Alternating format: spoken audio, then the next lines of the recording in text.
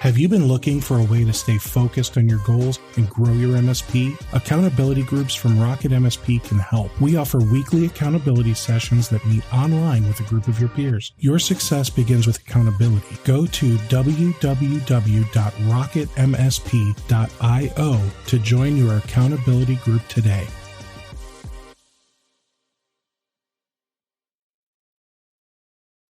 What are we going to do to help each other? How can we get past this crap? Can I give a quick answer to that? Sure. Put standards in place to raise the barrier to entry where you need real skin in the game to be an IT provider. Eric and I use a vendor together. It's 1,000 device minimum to get in bed with them. Every MSP vendor I found so far, it's like $50, $200. That's nothing. Come on. Let's raise the tide. Let's make people get to a certain level before they can service clients. Let's say if you're managing something for someone, you must have an IRP for that service you're providing should something go wrong. I mean, to kind of crutch on that, Keith, I was going to try to circle back to that just to, I see what you're saying there. But I'll get to that in just a second. But kind of what Shiv was saying, having a minimum, especially in your EDR or SIM or whatever you got. But there is a pushback that needs to be addressed, or there's going to be a holdback, I should say, or not really the right word, but there's going to be reservation. Let's try it that way. There's going to be reservation around the small startups. Those that are actually doing 50, 100 devices, just trying to get their foot in the door. I don't want to shut them out per se, maybe partnering with or being able to partner with a larger firm. The world needs ditch diggers too. Exactly. And that's what I'm saying. They need a seat at the table, but maybe they're partnering with somebody else. Just like me, we're a small incident response pen testing company. We go in and right on the coattails of like Kroll and Codeware and some of these other large players, so we can have a seat at the table for these type of situations, right? So maybe smaller MSPs are required to get with a larger MSP or a cybersecurity firm or something like that to help pave the way, help educate them. Like, look, you're about to get into this whole business that you have no idea what you're really exposing yourself and your clients to. You may be really great at fixing computers. You may have worked at Geek Squad or whatever the case is, but you're about to open yourself up. You really need some training. You need some education, and you need to know what some best practices are. And I know we talked about CMMC being, part of that, and Biden has come out, with its whole executive order, which is also about government entities. And even that thing states the NIST 800-171. I know CompTIA is trying to do something, whether, it's its own flavor of CMMC or I don't know, but, to get to Keith's point, what are we going to do? Or what are vendors like Recorded Future able to do and DNS Filter able to do to give like small companies like me? Because those who don't know, there is an astronomical cost to get into like even Recorded Future's threat intel feed for a lot of theirs. And a lot of these other real serious threat intel. Yes, you have Alien Vault OTX that now AT&T owns and it's part of their disclosure, but that's like going to Reddit. All right. Okay. For tech support. I said I wasn't anything to do with sales, but I do have to say that DNS Filter is not an expensive product to get, and it's a brilliant layer that's really easy to deploy straight away. It's you can deploy to all your clients.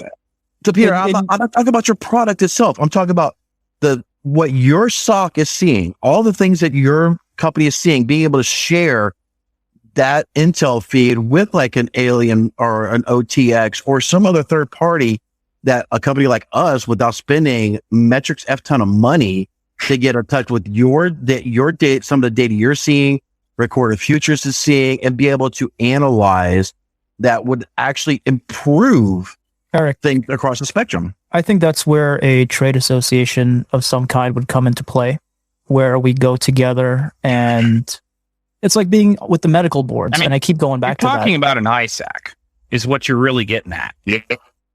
And there's been multiple attempts to do an MSP ISAC, and so far they've gotten nowhere. Okay, let's dig into that. Why not? Well, I honestly don't know. I'll Connect-wise, go ahead.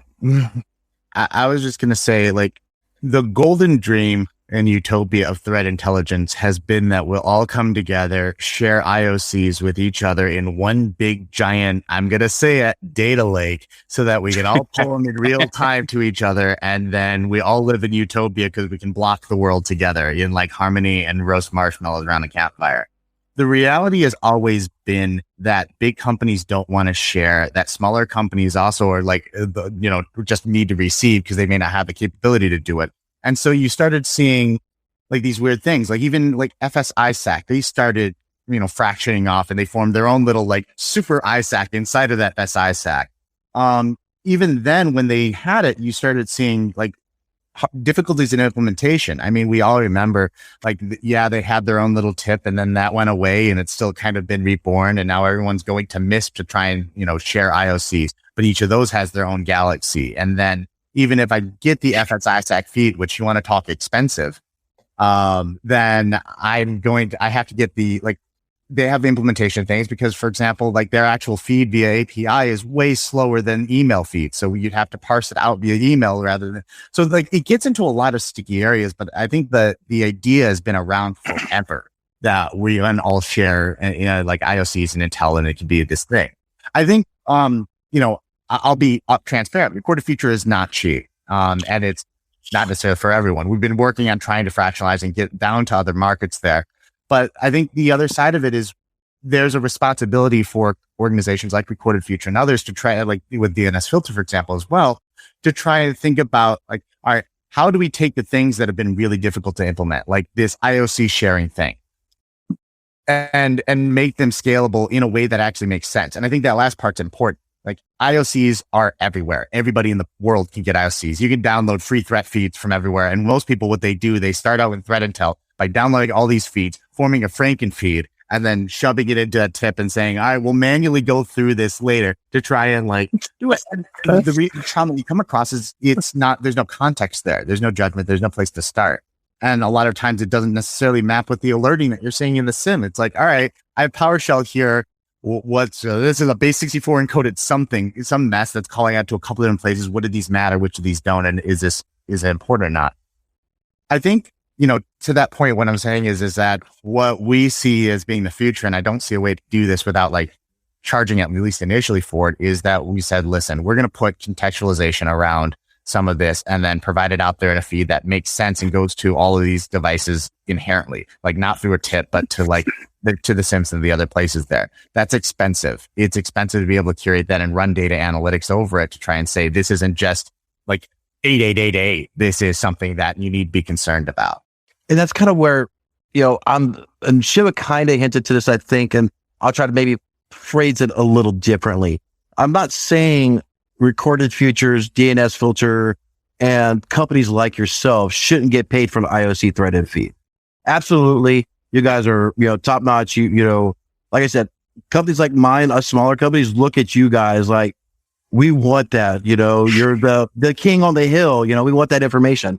So I'm not saying I want it for free by any means, but being able to, maybe have a trade association where it's, we'll take for people who are at MSP, whether, group buy-ins like an ASCII or the gentleman that's out there in Australia, I forget his name at the moment, but they come in and for MSPs and other companies, they have, that quote unquote trade association so they can have that group buy-in so that way people can get that stuff. But that's what I really like to see, even if it was, you guys were feeding and you may already be doing this and it's just my own ignorance, but maybe you're feeding to like an Alien Vault OTX that we pay a subscription for that, so we can take that data, combine it with our other data that we're getting from a true EDR and be able to correlate that data. But I mean, you're right on the point.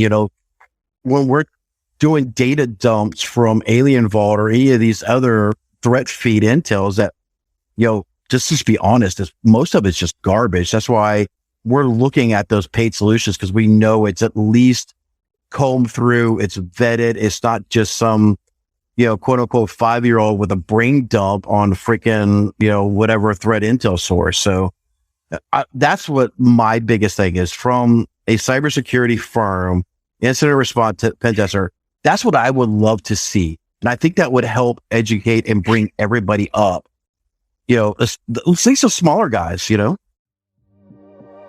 Have you been looking for a way to stay focused on your goals and grow your MSP? Accountability groups from RocketMSP can help. We offer weekly accountability sessions that meet online with a group of your peers. Your success begins with accountability. Go to www.rocketmsp.io to join your accountability group today.